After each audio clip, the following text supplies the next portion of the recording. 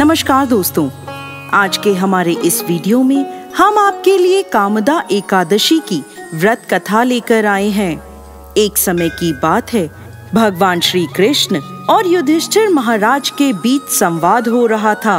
युधिष्ठिर महाराज ने भगवान श्री कृष्ण से कहा, हे केशव, मेरा प्रणाम स्वीकार करें और कृपा आप मुझे चैत्र मास के शुक्ल पक्ष में आने वाली एकादशी के विषय में बताएं। युधिष्ठिर महाराज की बात सुनकर भगवान श्री कृष्ण ने उत्तर दिया, प्रिय युधिष्ठिर महाराज, चैत्र मास के शुक्ल पक्ष में आने वाली इस एकादशी को कामदा एकादशी कहते हैं। इस व्रत का पालन करने से समस्त पाप नष्ट हो जाते हैं और व्रत का पालन करने वालों को पुत्र रत्न की प्राप्ति होती है।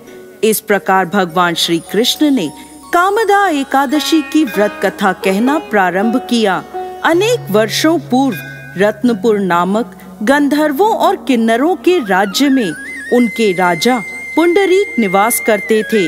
गंधर्वों और किन्नरों के इस राज्य में सुख समृद्धि और प्रसन्नता का वास था। इस राज्य में एक श्रेष्ठ अप्सरा ललिता अपने पति गंधर्व ललित के साथ रहती थी। वह दोनों सदा एक दूसरे के प्रेम में लीन रहते थे।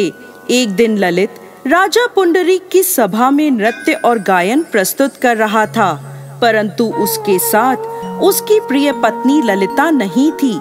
नाचते और गाते समय उसे ललिता की याद आ गई और उसके पैरों की गति धीमी हो गई। उसकी जीभ लड़खड़ाने लगी। तब सभा में उपस्थित नागराजों में श्रेष्ठ करकोटक नाम के एक नाग को ललित के मन का संताप ज्ञात हो गया। उसने राजा पुंडरीक को ललित के पैरों की गति रुकने एवं गायन में गलती होने की बात बता दी। करकोटक की बात सुनकर राजा पुंडरीक को गुस्सा आ गया और गुस्से में भरकर उन्होंने ललित को श्राप दे दिया, हे मूर्ख, तू मेरे सामने गायन प्रस्तुत करते हुए अपनी पत्नी को याद कर रहा है। मैं तुम्हें नरभक्षी राक्षस बनने का श्राप देता हूँ। महाराज पुंडरीक के इतना कहते ही वह गंधर्व विशालकाय राक्षस बन गया।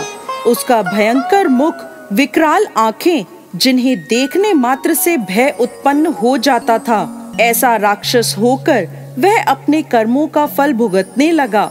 जब उसकी प्यारी पत्नी ललिता को इस बात का पता चला तो वो बहुत दुखी हुई। ललिता अपने पति के विकराल आकृति देखकर मन ही मन सोचने लगी, क्या करूं, कहां जाऊं? मेरा पति बहुत कष्ट भुगत रहा है। वह रोती हुई जंगलों में अपने पति के पीछे पीछे घूमने लगी। जंगलों में घूमते घूमते उसे एक सुंदर आश्रम दिखाई दिया, जहां एक शांत मुनि बैठे हुए थे। ललिता शीघ्र उनके पास गई और मुनि को प्रणाम करके उनके सामने खड़ी हो गई। उस दुखी नारी को देखकर मुनि बोले, तुम कौन हो और यहाँ कैसे आई हो? ललिता ने कहा, हे महामुनि, मेरा नाम ललिता है।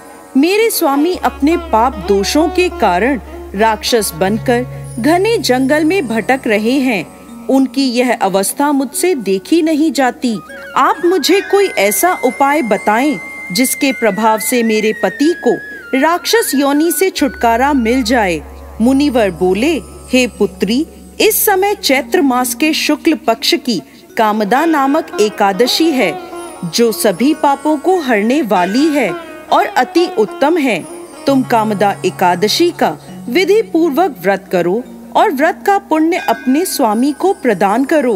पुण्य देने पर क्षण भर में ही उसके सारे दोष दूर हो जाएंगे। मुनि के यह वचन सुनकर ललिता ने कामदा एकादशी का विधिवत व्रत और पूजन किया। पूजन करने के बाद वह उन्हीं ब्राह्मण ऋषि के समीप गई और अपने पति के उद्धार के लिए यह वचन कहने लगी, मैंने जो यह कामदा एकादशी का व्रत किया है, इसके पुण्य के प्रभाव से मेरे पति को राक्षस योनि से मुक्ति मिल जाए। ललिता के इतना कहते ही क्षण भर में ललित का पाप दूर हो गया और उसने पुनः अपने दिव्य देह को धारण कर लिया। वह दोनों पति पत्नी कामदा एकादशी के व्रत के प्रभाव से पहले की अपेक्षा और भी अधिक सुंदर रूप धारण कर स्वर्ग लोक को प्राप्त हुए। हे धर्मराज युधिष्ठिर, मैंने संसार के हित के लिए आपके सामने इस व्रत का वर्णन किया है। कामदा एकादशी ब्राह्मण हत्या आदि पापों से मुक्ति प्रदान करने वाली है।